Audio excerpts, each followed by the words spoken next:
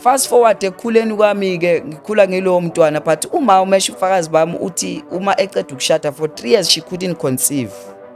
Wenza isithembiso kuNkulunkulu ukuthi lo mntwana ozonginikeza yena ngizomthembisa kuwe. Igama lika Sithembiso liqhamuka lapho.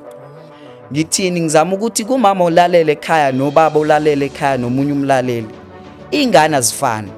Kukhona ingane yesicelo, khona ingane yesidingo, khona ingane yesiphiwo. Ngithi gada ukuthi ingane yakho uthini kuyo. Gada amagama owatshalayo kuyo because he or she will become what you have planted. Sunday school ngangibona kahle ukuthi ungenzela kancane ngoba certificates zakhona bengizithatha nje besibhala iexam lapha esikolweni enkonzweni.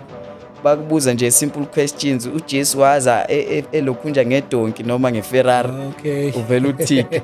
So I was exceptional because izwi besiphila ngale ekhaya. Wafika omunye ubaba waseZola kuthiwa uQimba igama lakhe. And ufika nje ngikhava umunye umama uyangithulisa. Wangihlutha kulo mama. Wathi mangabe ivangeli lihlula yekela manje uphuma uhambe.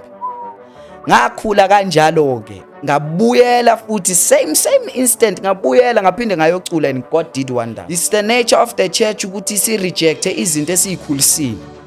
So it's a season for us to house the gifted and create a room for them. I am grateful to be born in the Assemblies of God and nurtured ngabo. By so doing, I believe I've shared enough to say this is where I come from. But those were encounters that I've seen with God. There was a moment where I went primary, ngizwa ngazi ukuthi ngihamba neingelosi lapha.